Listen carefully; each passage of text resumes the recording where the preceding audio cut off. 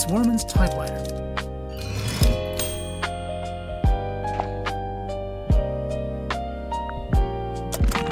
There's something suspicious about Cynthia.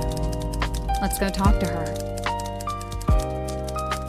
There's something strange about this typewriter. Did you notice the weird mechanism on the back?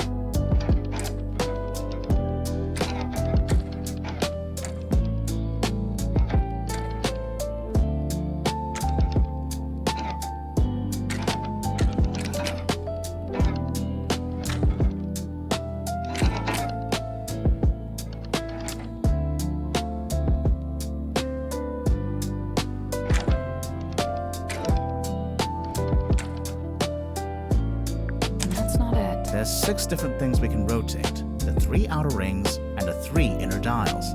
The solution's something to do with how they all relate to each other.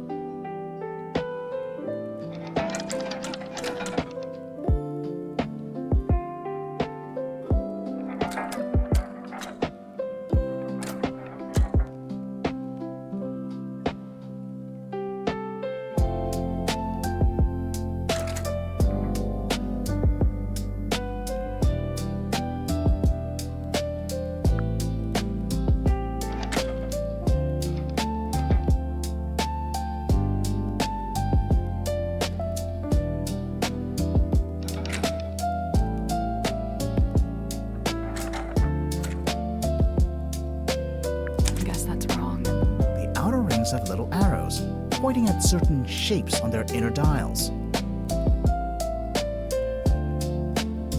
So, we are rotating the shapes to certain angles and then pointing at 5 of them with the arrows.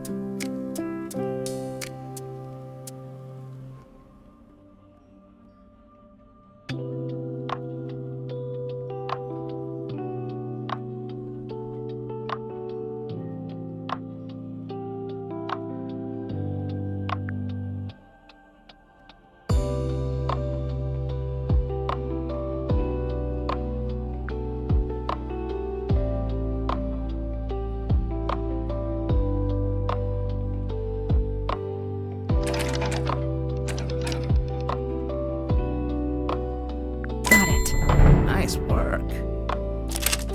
The little hatch opened. What's this? A letter?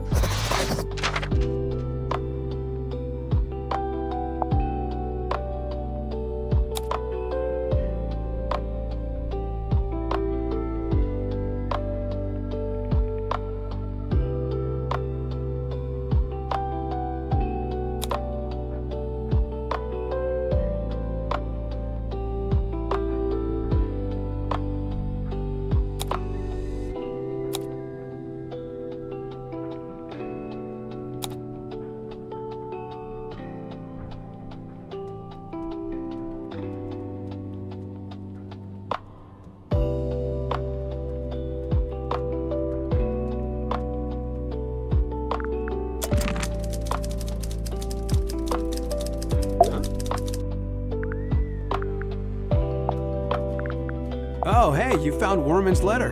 Have you read it? No. Generally speaking, you do not read another dude's fan mail. What makes you think it's fan mail? Worman read that thing 100 times over on the journey down here. I just figured must be something nice, you know? Wormo's typewriter. He lugged it all the way here. I tried to tell him about modern alternatives, but he wouldn't hear it. Why do you think he insists on using it? Other than the fact that he's a big old poser? I mean, probably because it used to belong to his dad. Hey, that's pretty cute. Do you recognize any of the buildings? Oh, is it supposed to be something specific? I thought it was just like, Toy Town or whatever. Never mind. That's my bottle. What? Really? Well, yeah, that's one of my non-alcoholic beers. Of course, someone's waxed up the top and put a whole bunch of green stuff on the bottom. Hey, wow. Did Tadpole give you that? No, we found it in the bilge. Do you think it belongs to her? It would make sense. Although the woman in the photo looks a little different. No, it's gotta be hers. You're right about the photo, though. Her hair is brown here. I guess she dyes it green nowadays. So what? It's a free country.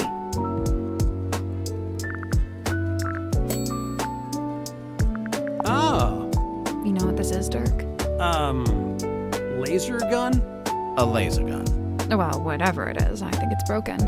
Wait, really? I mean, oh, what a shame.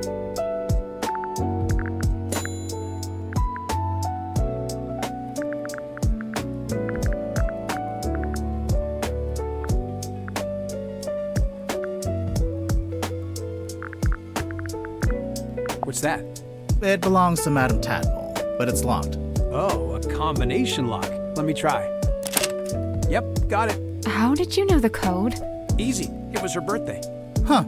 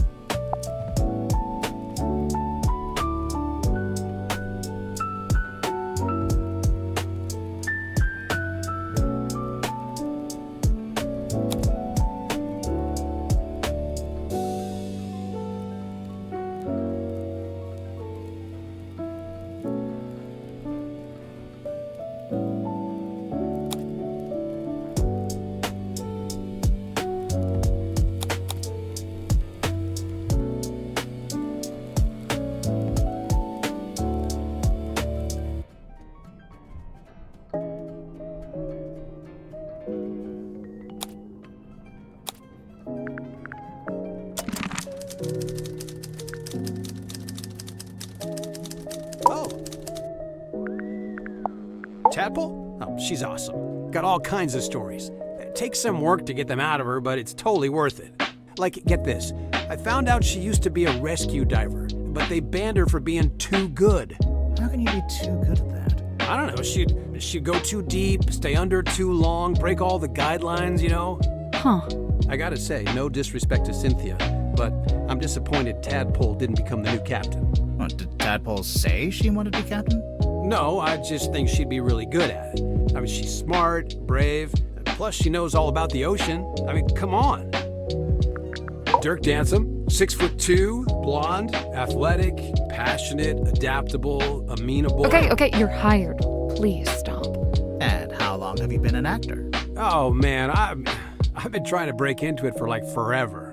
But I was getting nowhere until Mr. Vanderpeer said he wanted to hire an unknown for his new project, Hex of the Helmsman.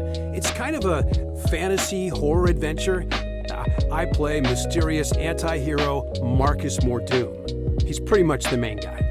So you went from getting no work to getting the lead in a big movie. Crazy, right? So you're rich and famous now?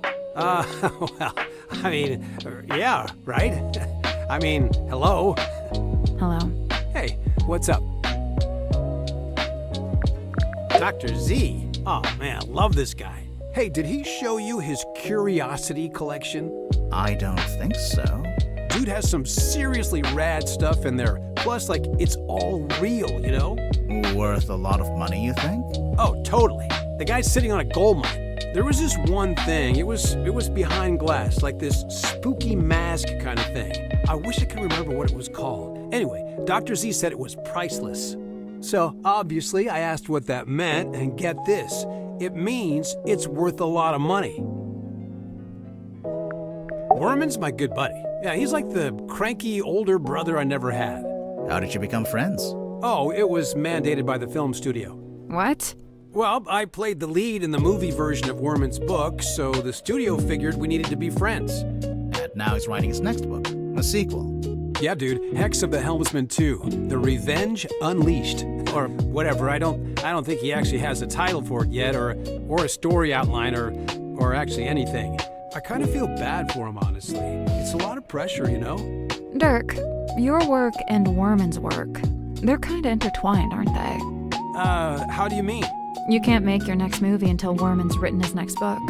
Oh, sure. I mean, that's true, I guess. Interesting. Now listen, I heard the dude died because of a curse. Is that true? No, there's no evidence of a curse. Oh, still. Did you get to know Mortuga before he died? Man, I tried. Dude was not much for conversation. You know, I tried explaining how I'm an actor playing a character that's kind of similar to him. Figured he'd be stoked. Let me guess. He was not, in fact, stoked. Actually, I tell a lie. There was one thing Mortuga wanted to talk to me about. Oh yeah?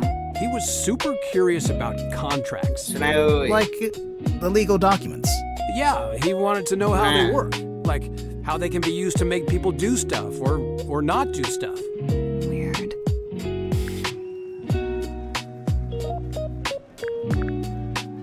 Rồi, on rồi.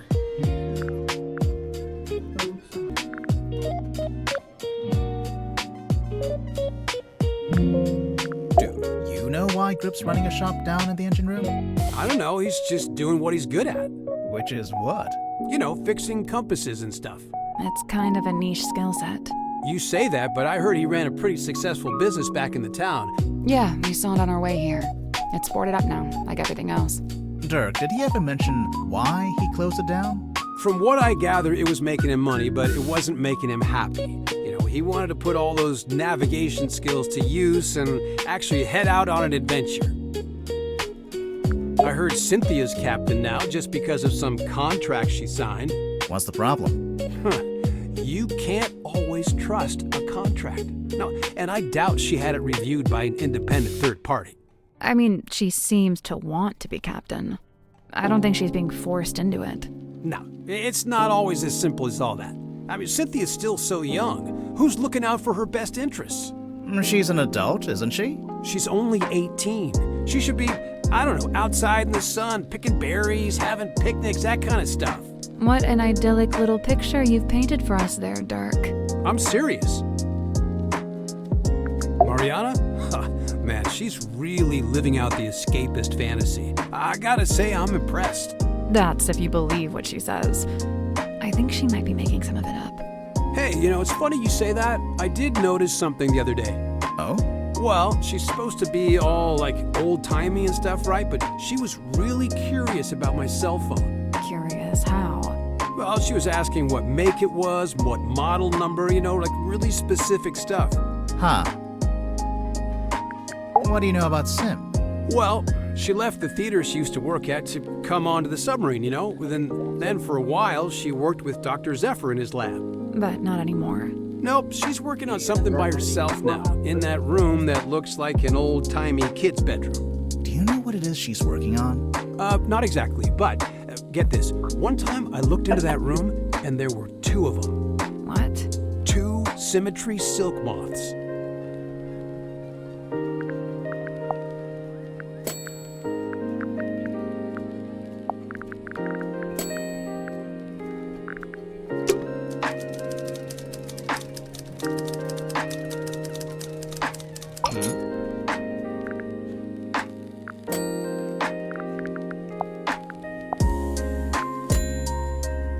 How come the keys are all messed up on your typewriter? It's old. Sometimes they fall off. I guess I don't always put them back in the right place. And, what have you typed on that page? I'm taking another swing at a story outline for my next book. I can't make it out. It's some kind of weird grid. Cross-writing. Look it up. People used to do it all the time. What about these brass panels on the back? This one's my father's emblem, Mayor Dusk. That's why it looks like a D. And this is the governor's emblem, Governor Fellow. So that one's an F.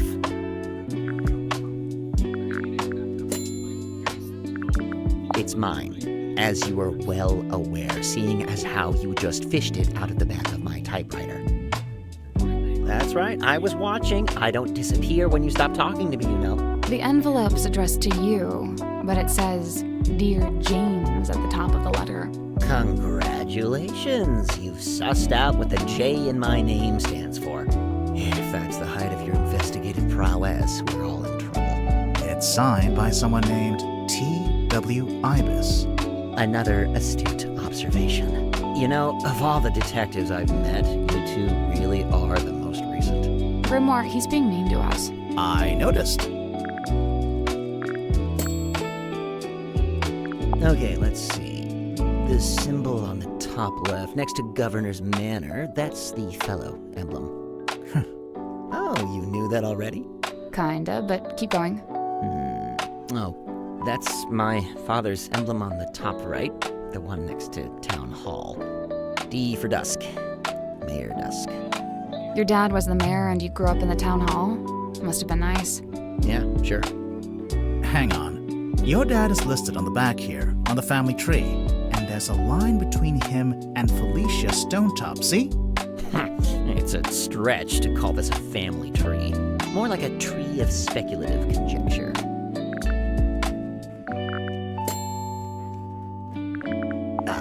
What? Do you know what this is? Well, it's a bottle, isn't it?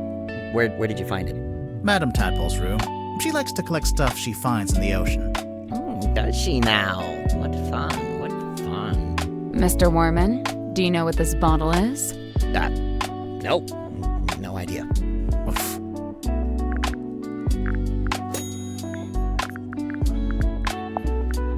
Madame Tadpole.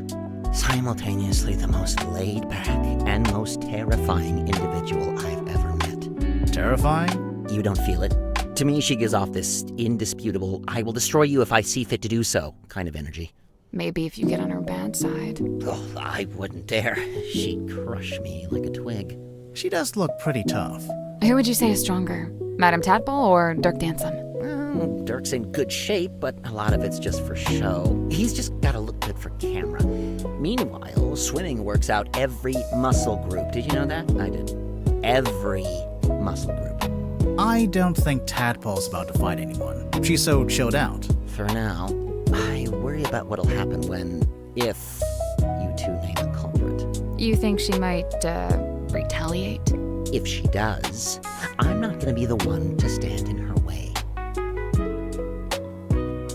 I see you met Dirk. How do you know him? He's the actor they found who played the lead in the adaptation of my book. Did you not get a say in that?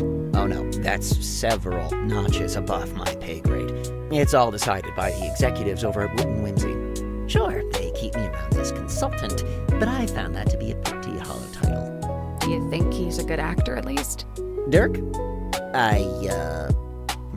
He was a good fit for the kind of film they ended up making.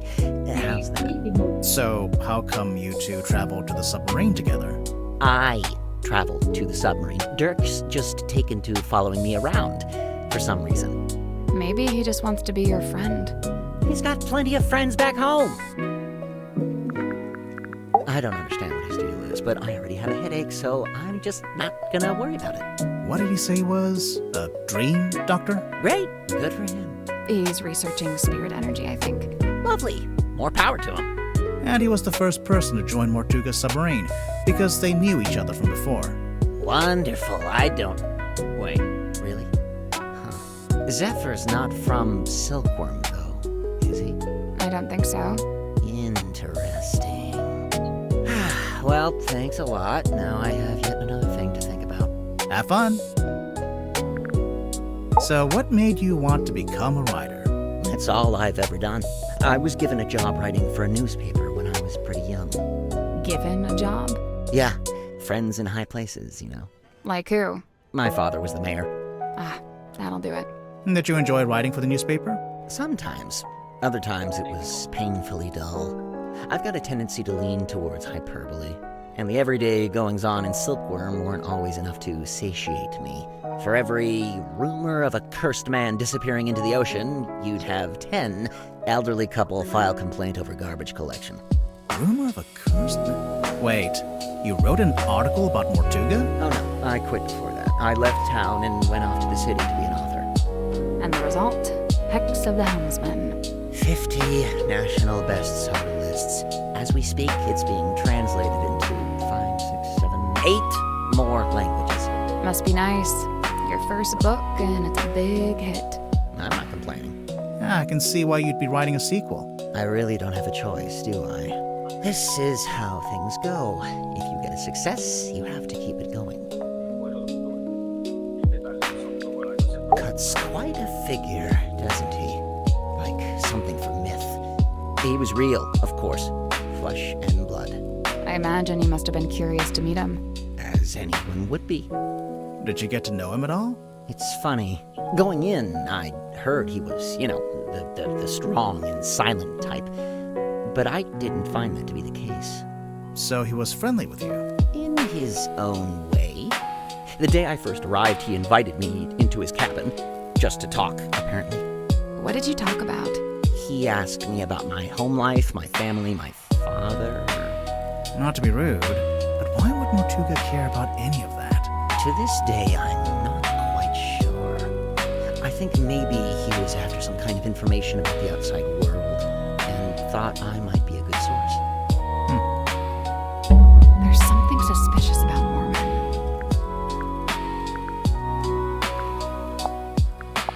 You met Godric? What did you think? Personally, I like him. I found him a little irritating, the way he kept waving that cane around. He gave you the old welcome to Mr. Grip's Emporium treatment, eh?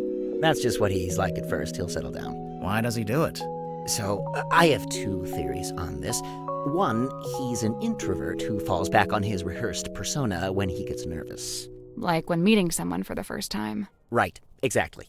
What's your other theory? He assumes people will find the real him boring, not worth knowing.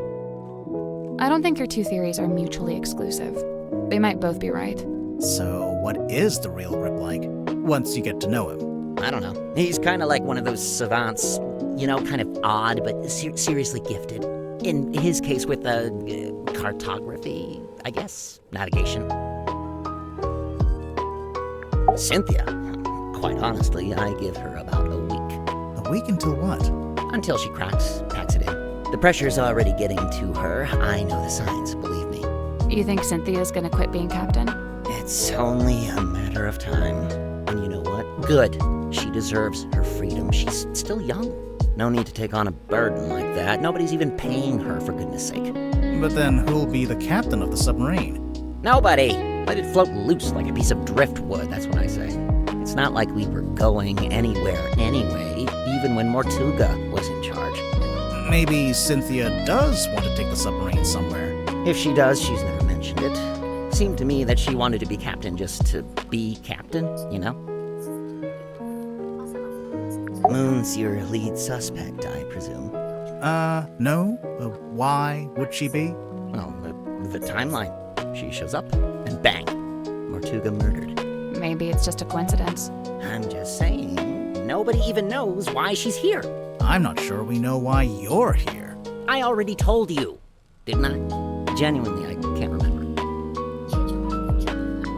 Sim tells me she's halfway through reading Helmsman. Is she enjoying it? No idea. She was just asking what research I'd done into hexes and curses, and was rather disappointed when I told her I just made it up. I guess Sim's into that kind of stuff. I thought she was supposed to be an illusionist. Oh yeah, she was asking about that too. What do you mean? She wanted to know what I liked about her old magic show, the one she had in the theater. You saw her old show. Yeah, it was pretty good. And from what I gather, she's been developing a new act and wanted some feedback, to get some direction. I know what it's like to make a follow-up to something people liked. It can be daunting.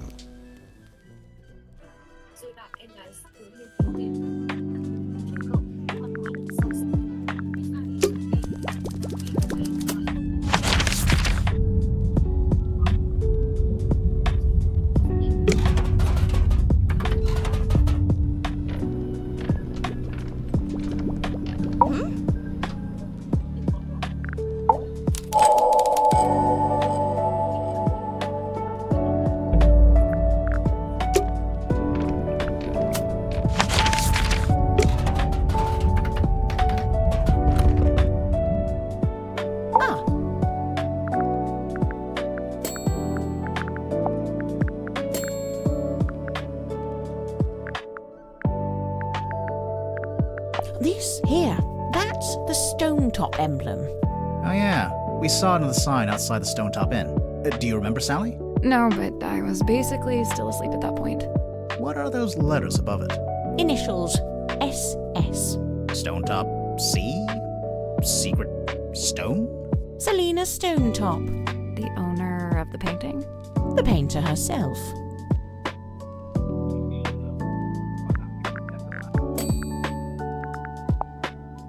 Any idea what this is? No, Really? You're not even gonna tell us what it smells like? Old moss and jealousy-ridden oak or something? it's not oak, it's cedar. Aha! She still didn't actually tell us anything. Yeah. I retract that aha from the record. Now, I'd have to assume this is the Stonetop family ship, the dearest Selina. How do you know it's that ship?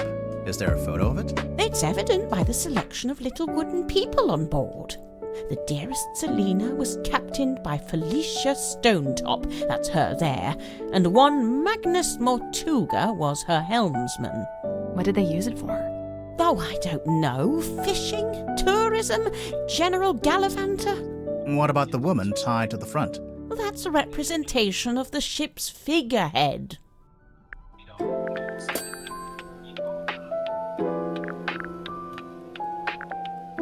Do you recognize any of the little wooden people? I believe this is supposed to be Silkworm's governor, a man named Faustus Fellow. Interesting. He was a wealthy landowner who bought the town in order to bring it under his control. He bought the whole town? Why? I couldn't say.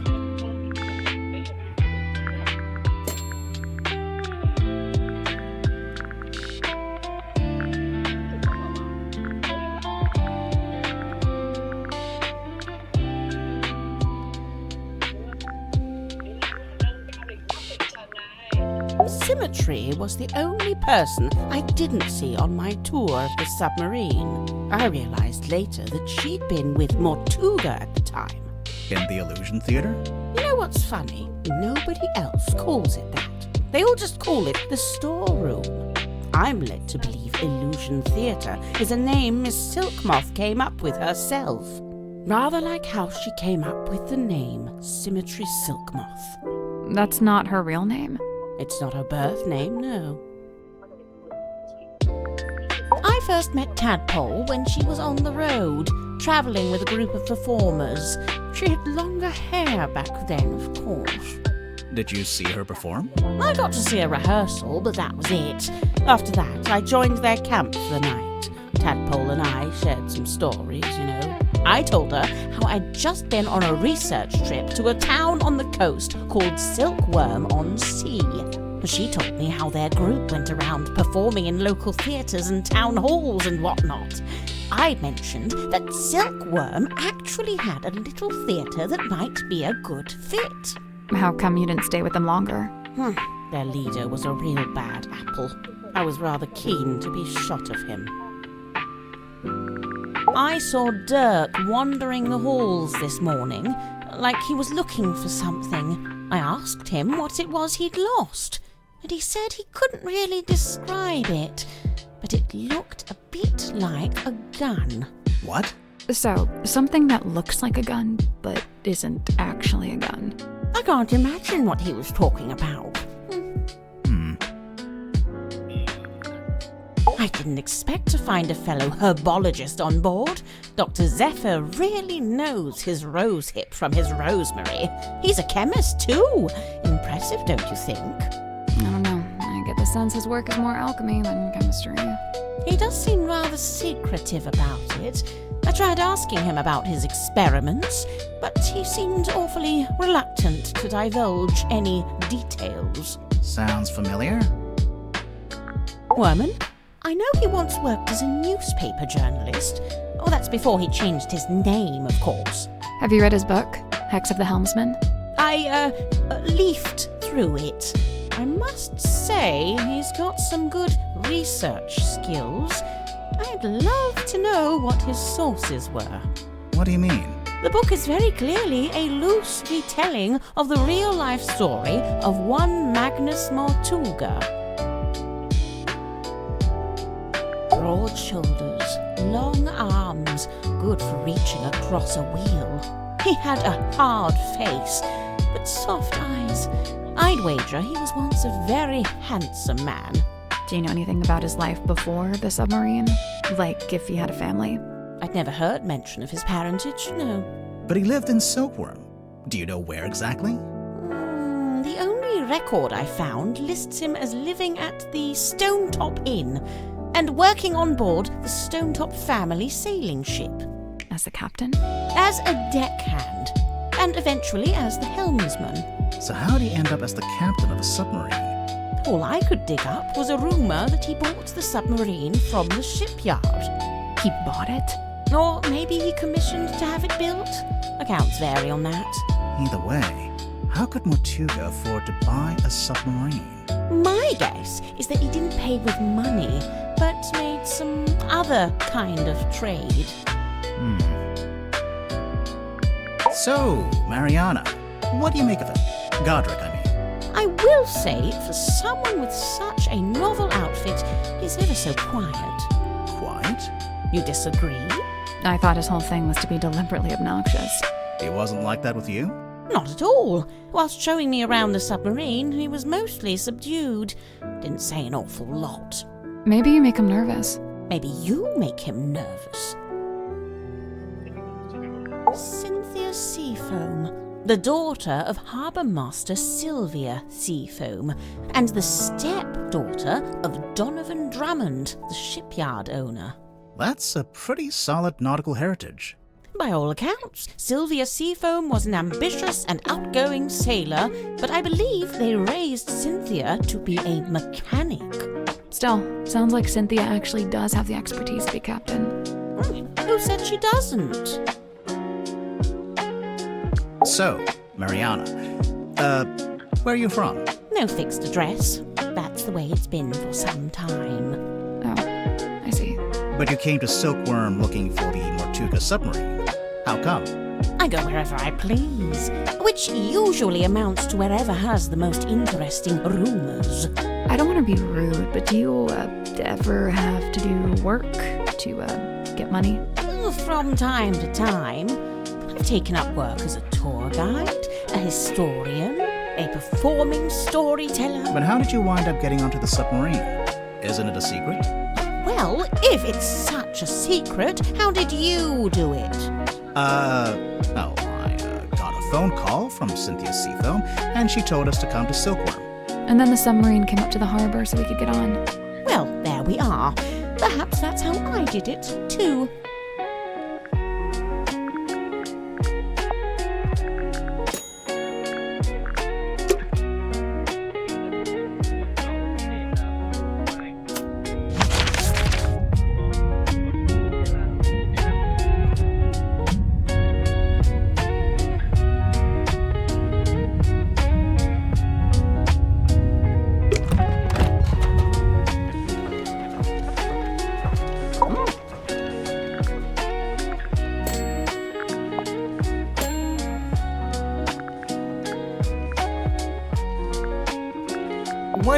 Why does it have a bandage around the middle? Cornelius? Oh, he fell down the stairs. The clumsy old thing. On a submarine.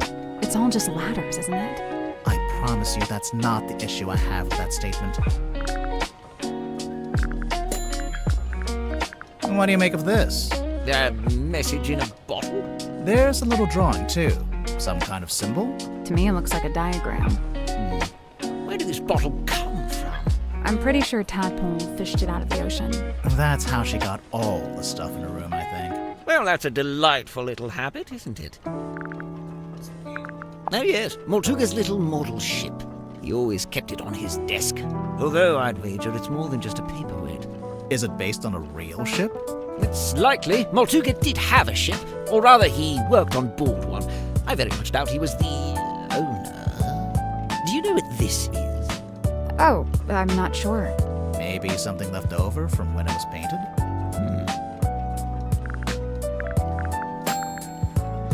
A quaint little pretense of silkworm on sea, as beheld in the mind's eye of one Magnus Mortuga. Did you know Mortuga had made this? I'd seen it once or twice when he was first working on it. but I've always got the impression it was something he wished to keep to himself.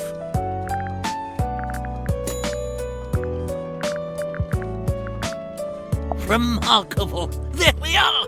Cornelius, look! I told you all our hard work would put us on the map someday. How come your logo is a hot air balloon? I thought you sold stuff for boats. Officially, we deal in the nautical and aeronautical. But in truth, the balloon motif was mostly just for fun. I'm not sure there were ever any aeronauts in Silkworm.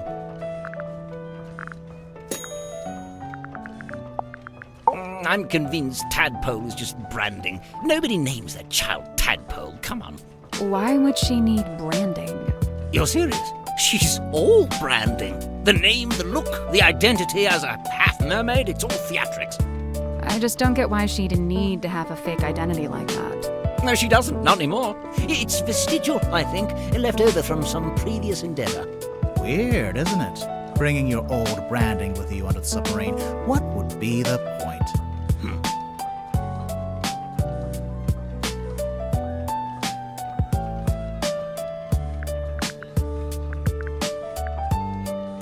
What'd you make of old Dr. Zephyr? Not a fan? There's been some speculation that his experiments may be dangerous or even harmful. Although it's hard to be sure, since he seems so reluctant to admit what they actually are. You don't even know? I would have thought, since you've both been here for a while. Well, yes, Zacharias was one of the only 2 souls aboard the submarine when I arrived, but he never made me feel especially welcome, and he certainly wasn't keen on me poking around his dream chamber. In fact, he always seemed somewhat wary of me, like my arrival was going to scupper his plans in some way. I guess Zephyr and Mortuga weren't expecting anyone else to show up. I never got the details out of either of them, so I can't confirm this. But I believe Werman was invited onto the submarine by Mortuga himself. Really? Why? It's very strange. I can't for the life of me imagine why Mortuga would bring a journalist on board. Werman's an author, not a journalist. Well, he used to be a journalist. He wrote for the local newspaper. And I will say he doesn't seem to have lost the instinct to always be on the lookout for a story. He lived and worked in the inn opposite my emporium. I'd see him when I offered my custom at the inn, and in return, he'd come by my shop. As a sailor, Mortuga shared in my interest of nautical navigation.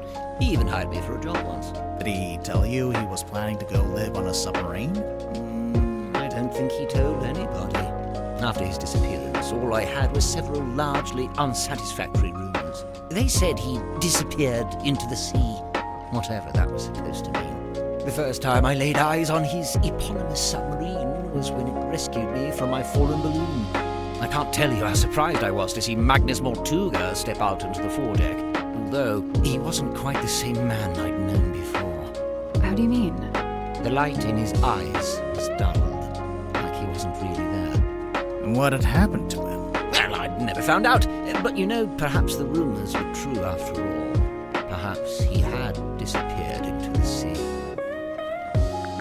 Before this thrilling little jaunt on the Mortuga submarine, I'd lived in Silkworm all my life. I worked for my father and eventually inherited his business. Gorman Grip's nautical and aeronautical precision measurement and navigation instruments. Snappy title. I eventually trimmed the name down to just Mr. Grip's Emporium. That was around the same time I hired young Cornelius here as a much-needed second pair of hands. He's a stick. He does not have hands. Yes, running that business was my whole life for many years. Slow, sometimes tedious work, but I was extremely good at it. I especially relished in the task of deciphering and restoring old maps. The more decrepit they were, the more I enjoyed it. And now you live in the engine room of a submarine. Must be a big change. Yes and no. Young Cynthia seems quite convinced that she should be the new captain in the wake of Mortuga's death. Sounds like you don't agree. Well, now, I didn't say that. It's just... You don't think she's up to the task? On the contrary, from what I've seen, Cynthia is a remarkably bright and capable young woman. So much so that I bemoan seeing her spend her best years hidden away down here in the dark. Now, it doesn't have to be permanent. She could be captain for a little while and then go do something else. You know, there was something I noticed while giving Mariana a tour of the submarine. Soon after we entered the bilge, she whipped out her tobacco pipe with a strange kind of urgency. Did she smoke it? Well, she put it in her mouth, but she didn't light it. What's that, Cornelius? You've never seen her light it? Well, now you mention it. Yeah, probably not a good idea to smoke inside a submarine anyway. Yes, and Mariana seems like such a stickler for health and safety regulations. I will say, in the last day or so, the symmetry does seem particularly somber. Because of Mortuga's death? Yes, the problem seems to be that she considers herself a kind of catalyst. Does she? Why? Well, I believe she'd been working on some new project, and shortly before Mortuga died, Symmetry shared this project with him. And then he dies. It's probably just bad timing. What kind of project was it? I really have no idea. What's that? Oh, yes, Cornelius tells me he saw Symmetry drawing something while in the mess hall. A poster, apparently? I wonder if Mariana would let us take a closer look at that pipe of hers. It can't hurt to ask.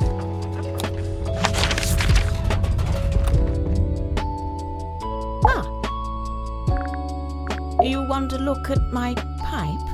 If you don't mind. By all means. Sally, despite what you may have read in popular detective fiction, this is no time to smoke a pipe. I'm not gonna smoke it. I want to listen to it. What? It's a little tape player.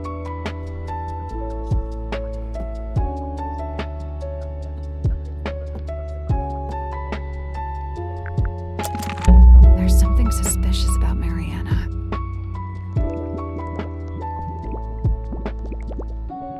Oh?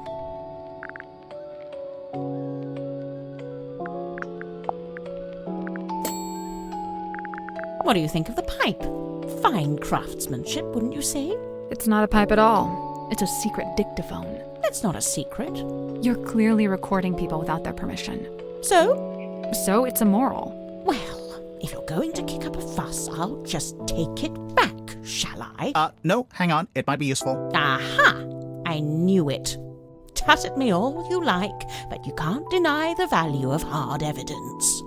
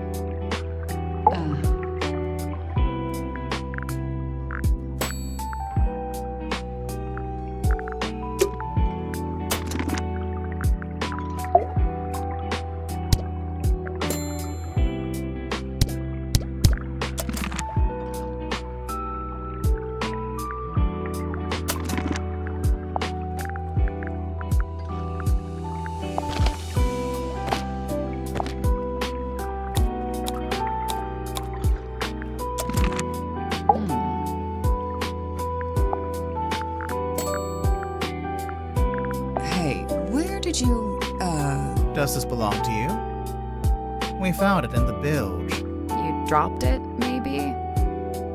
Ocean Rescue Divers Association. Is this an organization you used to work for? Maybe.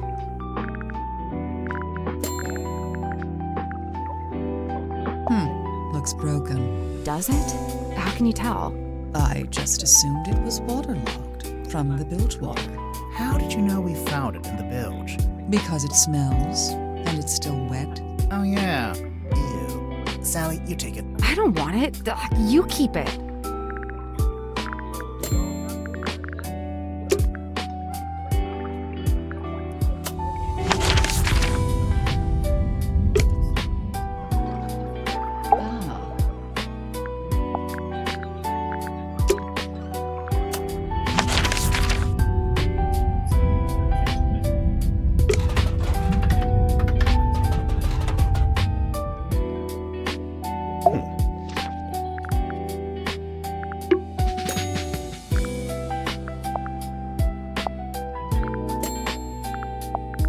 It really is fortuitous that Madame Tadpole found her way to the Mortuga submarine. Not only is she unusually well suited to living within the confines of the ocean, but she was also unusually compatible with Magnus Mortuga. As far as I know, the two formed a sincere friendship. I wonder if she knows any of his secrets. She may just. I'm to believe Tadpole had taken it upon herself to discover the source of Mortuga's internal anguish. In her words, she wished to understand him so that she could help him. It was in the course of this endeavor that she began scouring the ship for information.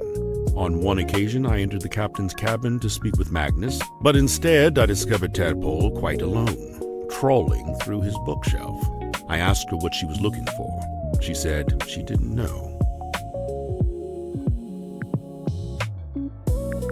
I noticed Mr. Dansom was quite determined to hold conversation with Magnus. What did Dirk want to talk to Mortuga about? Nothing. It was the act of conversation itself he was after. First-hand experience of Mortuga's mannerisms, affectations, and vocabulary. When I inquired as to why Mr. Dansom held fascination for such things, he said simply, research.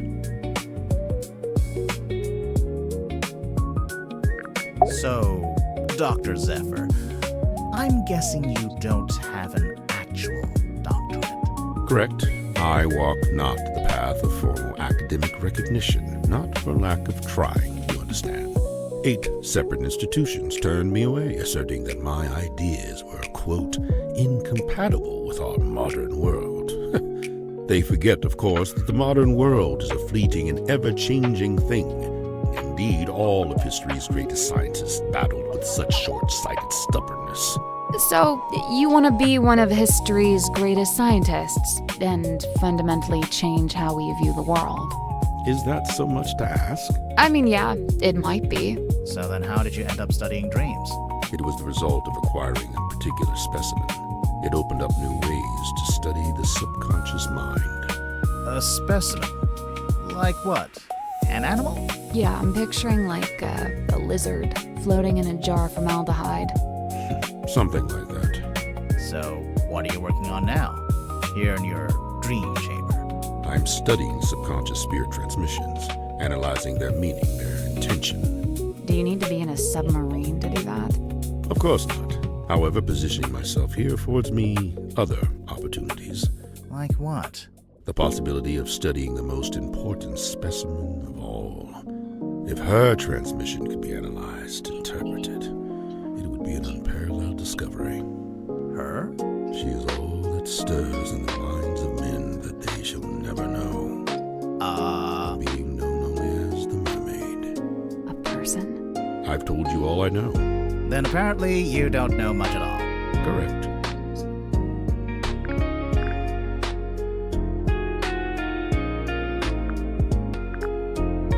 I have a curious observation about Mr. Werman. Unfortunately, I haven't had the time to perform an analysis, let alone propose a hypothesis. That's okay. Just tell us anyway. I observed that he did not seem at all saddened or sorrowed by the death of Magnus Mortuga. You can't know that. Some people don't always show emotion on the surface. Of course, quite true. However, Mr. Werman did display an emotion. Relief. Relief? Gazing upon the crime scene, much of the tension coiled up in Mr. Werman's body visibly dissipated, and thereafter he seemed energized, galvanized.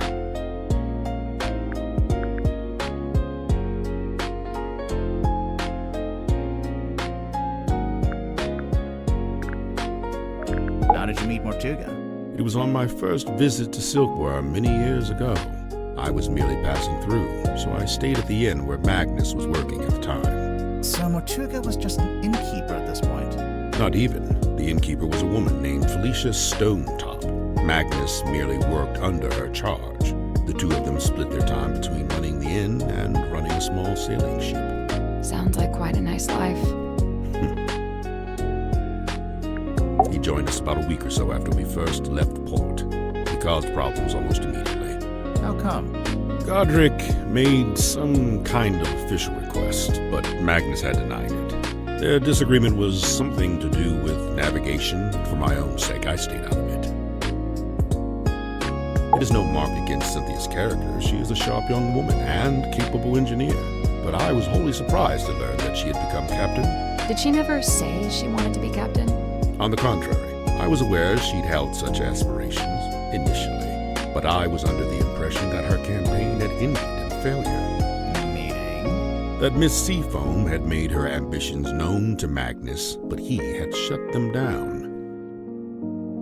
It is hypothesized that Miss Moon was embroiled in some form of deal with Magnus Mortuga. What kind of deal? What would she give him? Money? His heart beat not for money and things. What did it beat for? People. Kinship. So, Mariana gave him a person? Maybe information about a person, or how to find a person. I first learned about Symmetry from a newspaper article detailing her residency at the Fortuna Hall Theater. On the surface, it was merely a review of a magic show, but I felt something behind it, something of great interest. To me, it spoke of someone with a close connection to the ethereal plane. Taking an excursion from the submarine, I attended the performance. Afterward, I requested an audience with Miss Silkmoth herself. And speaking with her for a scant few minutes, I learned two things. First, and most importantly, my instincts had been correct. She was indeed fascinated with the great unanswered questions of metaphysicality. She held a yearning to understand that which could not ordinarily be understood. A woman after my own heart. What was the other thing? You said you learned two things. That she was thoroughly unhappy with her lot at Fortuna Hall. The theater owner was a heartless woman who, among other indiscretions, did not compensate Symmetry for her work. But she had no family, nor any other connections. She had nowhere else to go. So you invited her to come live on the submarine? To put it simply, Did she bring all her props and stuff with her? everything she could carry. Why? Was she gonna keep working as an illusionist on the submarine? No, Miss Silkmoth would be working with me here in the Dream Chamber. I notice she's not here anymore. Her tenure with me has come to an end. She has moved on to pastures anew.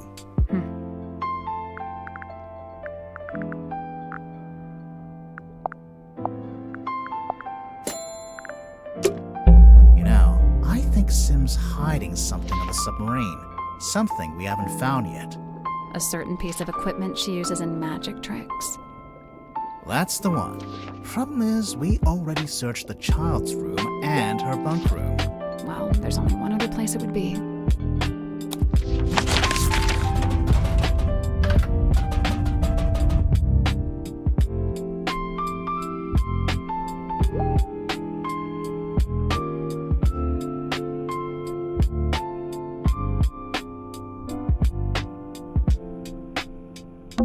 Someone's hung up a banner with the words Illusion Theater painted on it. What's the illusion, I wonder?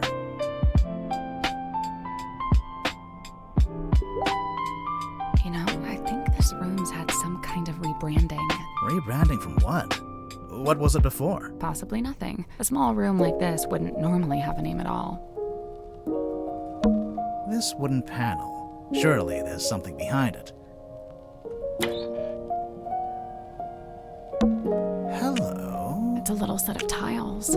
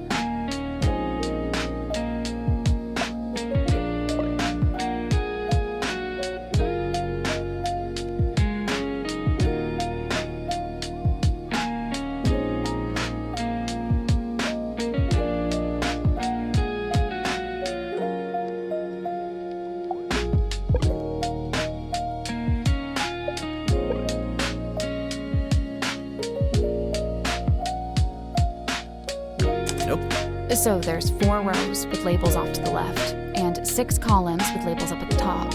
As for the tiles, I don't think the colors matter, just the shapes. So a few of the tiles are exactly the same.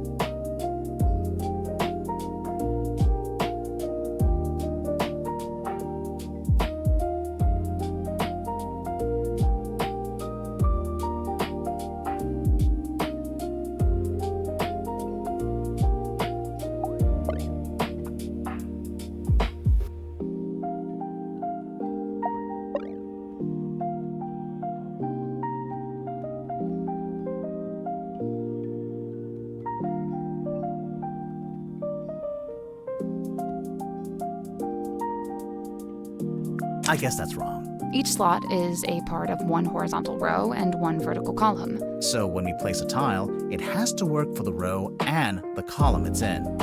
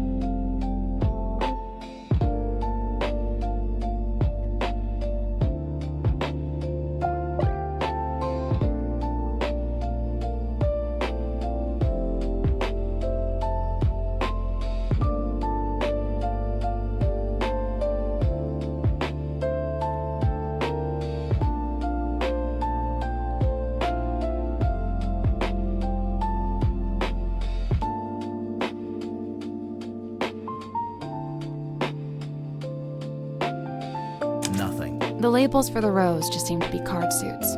That's simple enough. The labels for the columns refer to orientation, rotation, even mirroring.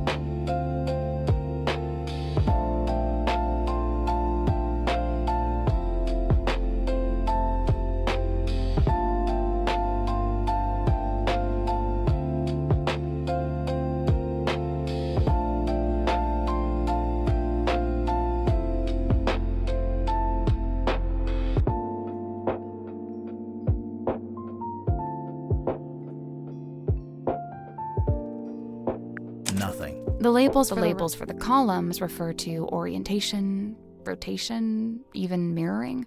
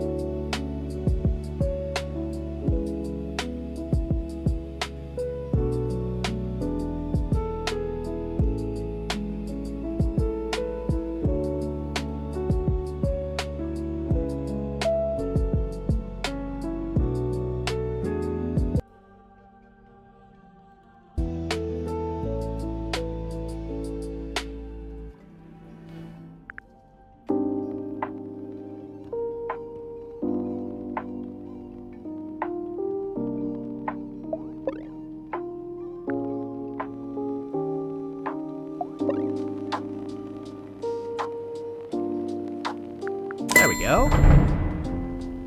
Nice. It's unlocked, I think. Right, let's get this thing open.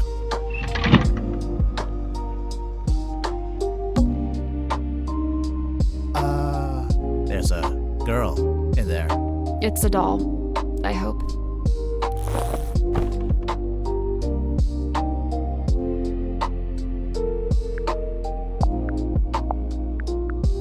So it's a life-size doll that looks like symmetry. Well, yeah, but I think there's more to it than that.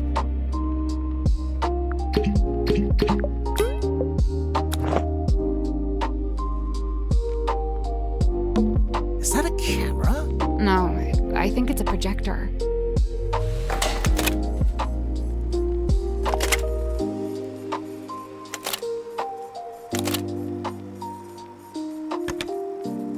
Close your eyes, my love, and be still, for this is the end and the beginning.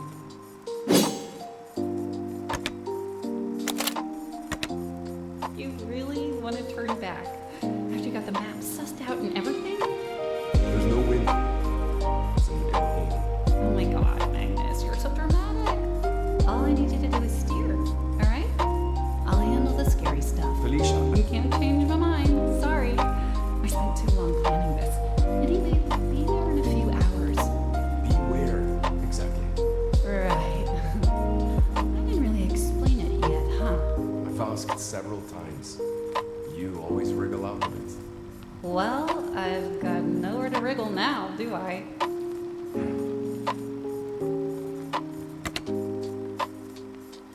Sorry, why was there a projector hidden inside the doll?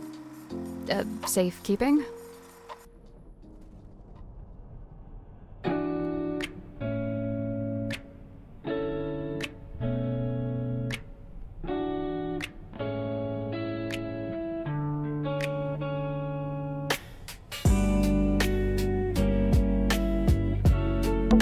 So this is the illusion. It's very small. It's basically just the...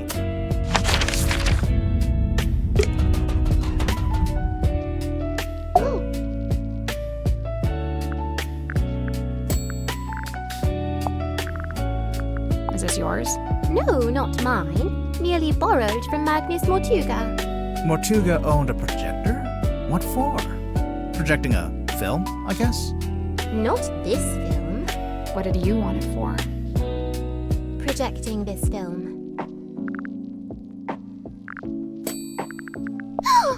We found your doll. She's not talking. You didn't ask her anything. All right, fine. What's up with the doll?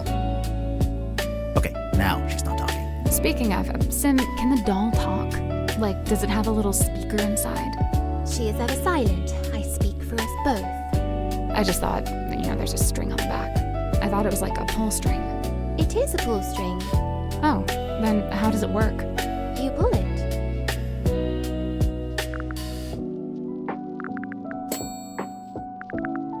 Do you know anything about Mortuga's model ship? Yet another weight upon his ever-troubled mind. Although, given that it's sealed in glass, I imagine it's now very hard to fix. What are you talking about? It's broken. Some part of its innards has come loose.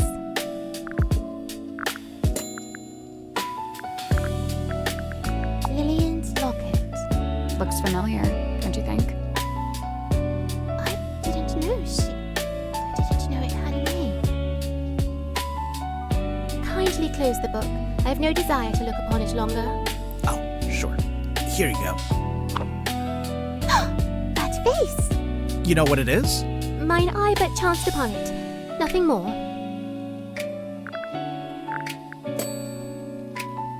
Oh, my fog ball. Your fog ball? As carved and crafted. You made it? What for? Well, thou mayst use it to speak with Gregory.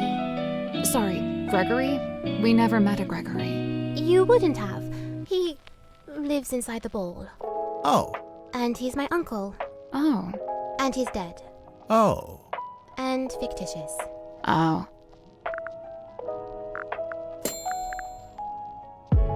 Do you know how Zephyr's dream helmet works? His secrets are his own to keep. Okay, but just for the record, you do know his secrets. I am bound to share them not.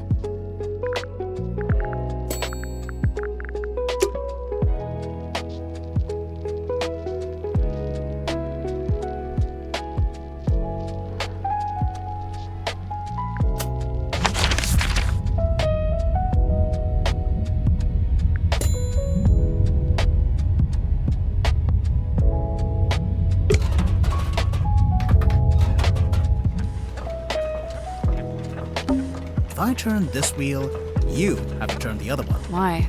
Because one good turn deserves another. We already solved it. It's a big compass.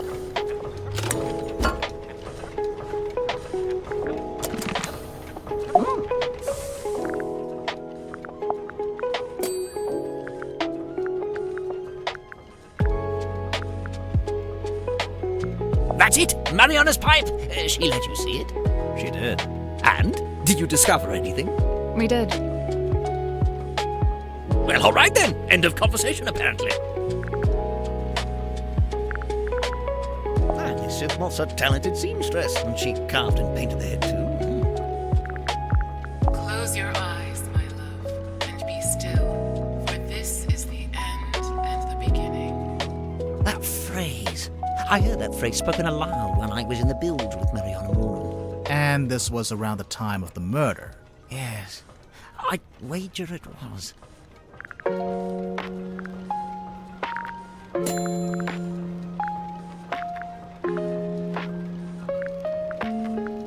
on the back of this letter of code. It's detailing how, when, and where to find the Mortuga submarine.